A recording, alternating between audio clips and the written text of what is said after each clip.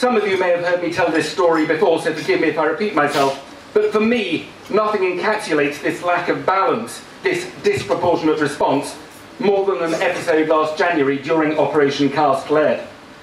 Running on the treadmill in the gym in London, I was watching a BBC News bulletin that had an item about children in Gaza finally being able to return to school now that the Israeli bombardment had stopped. For those children, I was delighted. Just as my heart wept for all Israelis affected by the war, so too it wept for the innocent Palestinians who, through the senseless actions of their terrorist leadership, had been caught up in the conflict. And so I watched the bulletin.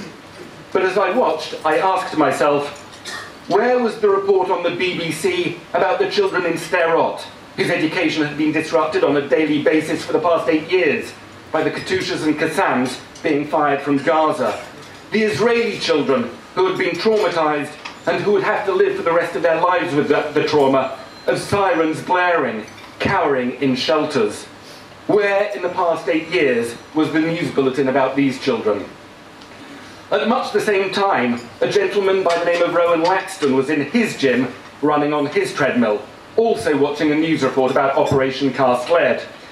And while he was watching, he started swearing about the effing Israelis and the effing Jews. According to one eyewitness, he said, "If I had my way, the effing international community should be sent in, and if the Israelis get in the way, they'll be blown off the effing earth." Fair enough. Mr. Laxton is entitled to his views, however misguided or anti-Semitic they may be. The one problem was Mr. Laxton was a diplomat, a senior diplomat who worked at the British Foreign Office. As luck would have it, a Jewish member of the gym just happened to be there and overheard him, reported the incident to the police. The result, Laxton was suspended from his post and in September found guilty of racially aggravated harassment. 7 weeks ago, that conviction was overturned on appeal. A tale of two treadmills, both of which epitomise the prevalent view in Britain, in Europe, and indeed much of the world. Of course, it's a very different story over here, and the news agenda of the AJN, compared to the news agenda of the London Jewish News, where I used to work, reflects that. Flick through the pages of that paper and story after story is about the latest boycott of Israel, the labelling of products from the West Bank, the desecration of a cemetery in East London, the anti-Israel rantings of a prominent politician or diplomat, the pro-Palestinian biased media reporting of the popular press, the success of far-right neo-Nazi parties at the ballot box, arson at a synagogue, a Jewish student being beaten up in the streets, jokes about the Holocaust being broadcast on the BBC, the words "kill the Jews" daubed on bus shelters in northwest London. That sense of an external threat, of Jews wearing a metaphorical yellow star, creates a siege mentality, a fear of the common enemy. If we're going to raise our voices, that's who we'll raise our voices against. If you'll forgive me for mixing my metaphors, in Britain, the community is prepared to paper over the cracks and not to take each other to task, because united we stand, divided we fall. Here, by contrast, the stories that fill the paper arouse within the community. Over kashrut, over schools, over rogue rabbis, over traffic lights on Yom Tov, over Yechi signs in synagogues. The age-old tale of the Jewish people. Without anyone on the outside to fight against, we squabble amongst ourselves. Which is healthier, who can say? But that is where we, as a newspaper, play a role. Yes, we report those squabbles, because fundamentally that's what a newspaper does. It reports what's going on. Just as the Torah reported the squabbles between Cain and Abel, between Jacob and Esau, between Moses and those who challenged his authority. Abraham, at Sarah's behest, sending away his firstborn son. Jacob tricking Isaac into conferring the blessing meant for Esau. Joseph being conceited. The truth is not glossed over in the Torah to present our patriarchs as whiter than white. Likewise, as a newspaper, we mustn't bury our heads in the sand and present everything as rosy. But as a community newspaper, we have a duty to instill a sense of pride and unity, and nowhere more so than when it comes to Israel. When other media are peddling a disproportionate view, it is incumbent on us to redress the balance, to put Israel's point of view. When other newspapers talk about the suffering of Palestinian children, we talk of the suffering of Israeli children.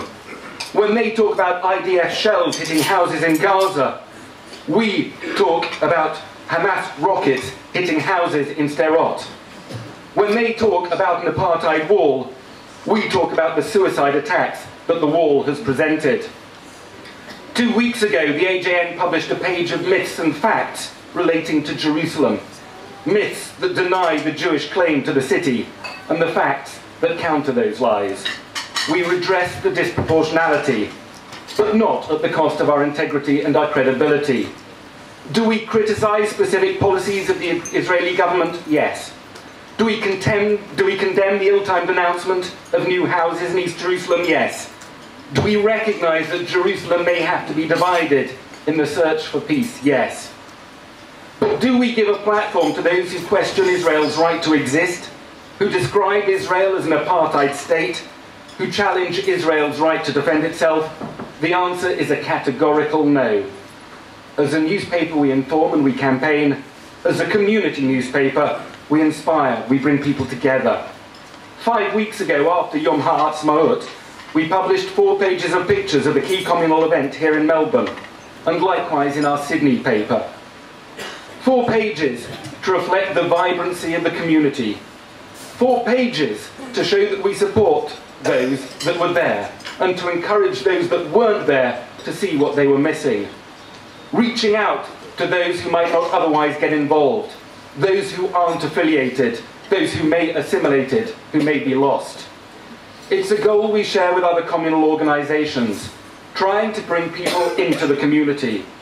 Last month, for example, we launched a Battle of the Bands for young students in conjunction with the Sydney Jewish Music Festival. This month, we're joining forces with Celluloid Soup, the Jewish Short Film Festival here in Melbourne. And in the coming weeks, we'll also be working with the Sydney Jewish Writers' Festival and launching a series of AJN-hosted Q&As for our readers with senior politicians and other prominent personalities. To encourage, to inspire, to motivate, to bring Jewish people together. It's what happened at Sinai 3,000 years ago. It's what happened with the creation of the state 62 years ago. It's what happened with the reunification of Jerusalem 43 years ago. It's what our communal organisations strive for. It's what we as a newspaper strive for. And it's why we're sitting in this room today. As a Jewish journalist, that is one of 2 dreams I had. The other is that one day Israel's defence minister will be visiting some military accommodation, and while he's there, he'll shout his support for the American president. Given the current state of relations between Israel and America, it seems a little far-fetched at the moment. But I live for the day I can write the headline, "Barak Barracks for Barak in Barracks."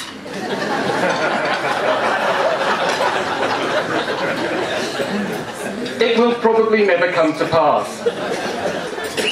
But the other dream, to be a force for change, to bring some unity to the community, that I hope will come to pass. In the words of Theodor Herzl, if you will it, it is no dream. Or in the words of Yul Brynner in the 10 Commandments, so it is written, so it shall be done. Now, if that's not enough pearls of wisdom for you before I bring my speech to a close, I'd just like to share 3 thoughts with you that I had when I woke up this morning. The first thought, all roads lead to Rome, except St Kilda Road, which leads to St Kilda. Number 2, the grass is always greener on the other side, unless they're showing a black and white film on the other side, in which case it isn't. And thirdly and finally, following this delightful breakfast, if you believe the way to a man's heart is through his stomach, you'll never qualify as a cardiac surgeon. Thank you.